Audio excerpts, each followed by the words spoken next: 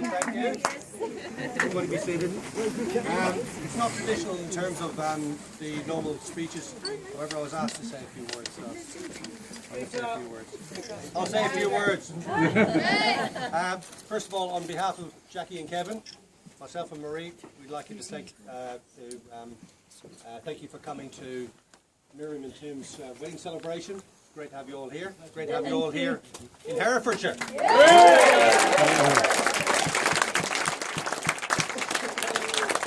couple of years ago, I reckon we would have got great odds of Miriam getting married in Herefordshire. God, I missed those odds. Kevin, thanks for the weather. Picked it. 3 days ago, he told us exactly what it was going to be, and it was absolutely spot on. Farmer was spot on. And the last few days we've been in Hereford, Herefordshire, enjoying all the hospitality, wonderful hospitality. And I've been speaking to a few people today who arrived yesterday and before, and they have got nothing but great appreciation for the warm welcome they've had from everybody, and particularly the Herefordshire people. Very, very friendly people. So thanks to them.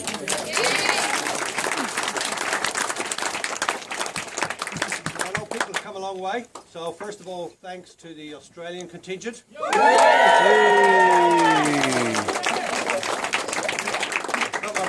My brother Don and his family. All our friends from Australia and Miriam's friends as well.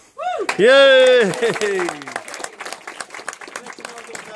A lot of reminiscing out in the garden before we came in. What a wonderful hour and a half or 2 hours that was. Fantastic. A lot of photographs taken, and it was the first time as a family myself and my siblings have been together since Don's wedding in Ireland. So that's 18 years ago. Wow. Recreations of photographs from when we were very young. I don't think we got the order right again. We tend to get it wrong every time. And there was also a recreation of a famous event at that wedding 18 years ago when Mark, please stand up.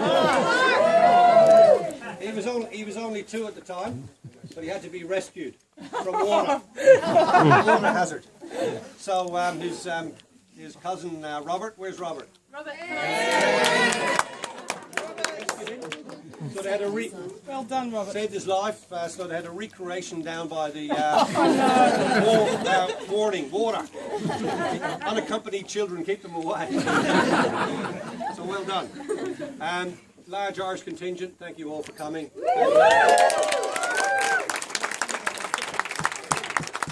don't think these parts see as many Irish people except for the Cheltenham Festival. We'll come in and wipe the floor again with the palms. And of course, the palms, bro. Well, I married one.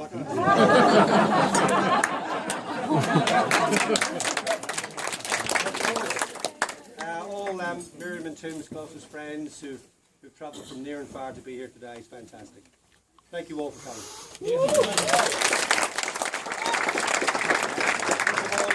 It's a special occasion we're here for, and the occasion is the wedding celebration for Miriam and Tim. A wonderful service this morning at St. Paul's. Really enjoyed it. It was the vicar's first wedding. He did a fantastic job. Fantastic job. It was ours as well.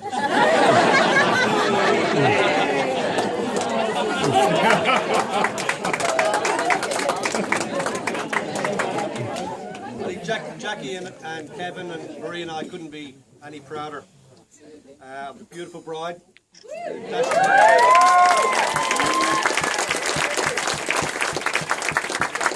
Dashingly handsome groom.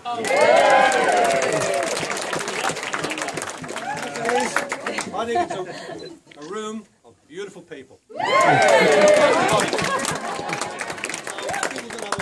already had a wonderful afternoon, and late afternoon and wonderful evening. It's a big year for Jackie and Kevin, Marie and I, our firstborn's wedding. Firstborn. For Marie and I, this year as well, first grandson. Billy. And our daughter Hannah and Jason. Jackie and Kevin, you've got to look forward to. Coming up next. And also my mum, who's here. My mum was 18 years younger this year. Also, it's a World Cup year. Still 1-0 the last time I checked. Argentina 1-0.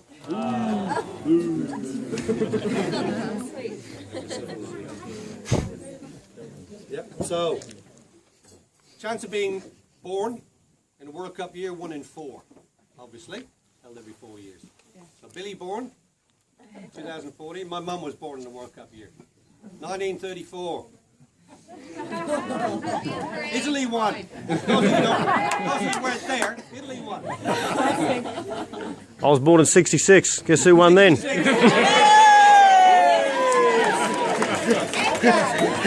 Then they were born in 66.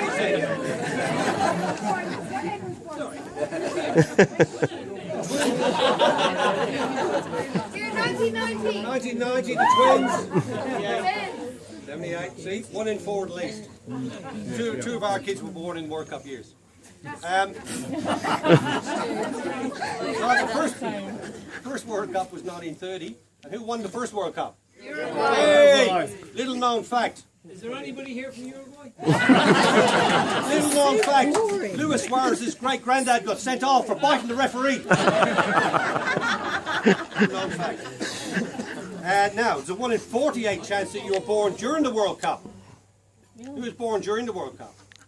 This is so boring. Born during the World Cup. And she was born just enough time so I could watch the England-Belgium game.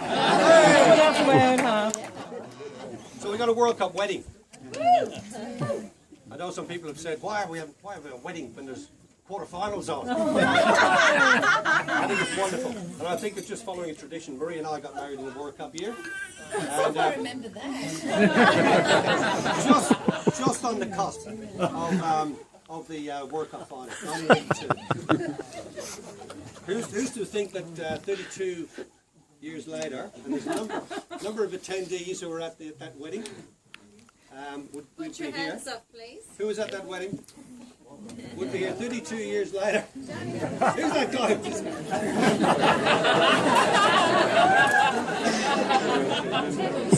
Would be here in Herefordshire for the wedding of a daughter, granddaughter, and a grandniece.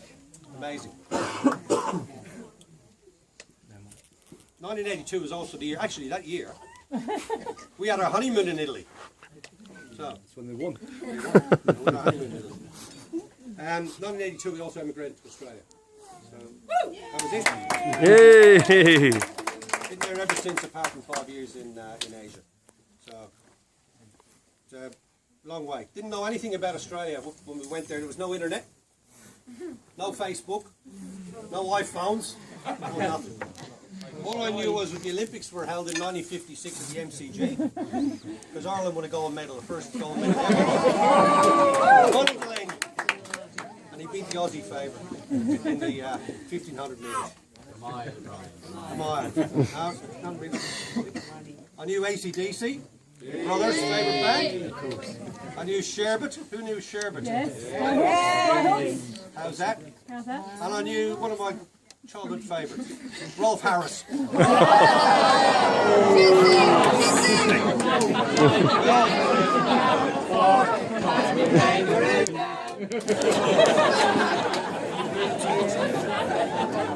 only other thing I knew about Australia, my mum had a book by a guy called Neville Shute. Oh, yes. It was called A Town Like Alice. Yes. I had no idea it was about Alice Springs. I heard of Alice Springs. I thought it was like the Smoky Zone. Alice. Next door to Alice. Who was that? Anyway, our beautiful daughter Miriam, born in Australia, Irish heritage. 100% Irish. Our mum's granddad was Irish. So 25% here. And on the other side, Tim's dad, Kevin, was born in Ireland. So no matter what, the progeny is Largest percentage Irish. Yeah. We got it. We got it.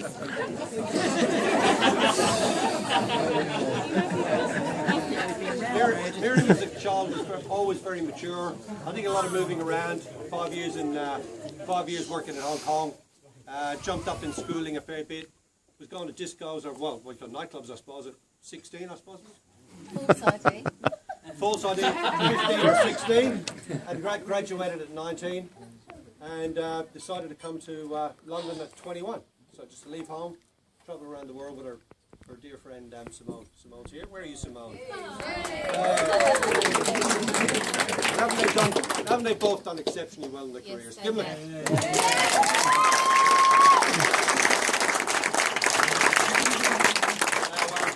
Marie and I and Sam and Hannah, we miss Miriam a lot.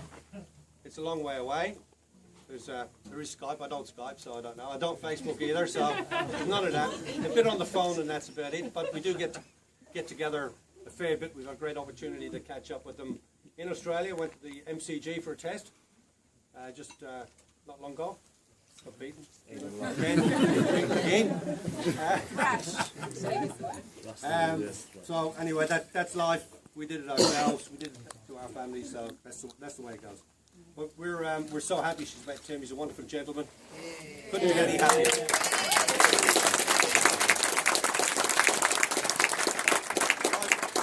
Great to meet a lifelong partner, and I know they're just so happy together. It's fantastic to see. So I know that Marie and I and Jackie and Kevin couldn't be any happier. Just on when Miriam was quite young, she had a little bit of a problem with her S's, pronouncing her S's. So I was a bit worried in church today because she was a bit worried about how she'd get through it. Her favourite books were, she liked the Spot books. He was Pot. And there was the guy called Snuffy. Anyone remember Snuffy? Yes. She loved Snuffy. So when she was reading to me when she was 2, I think it was I Mel Mope, Ned Nuppy. And when Hannah was a baby, it was Hannah's Piling. So I was a bit worried that it might have been in nickness and in health. So anyway, we got through that. So anyway, I'd like to finish there and propose a toast to Miriam and Tim.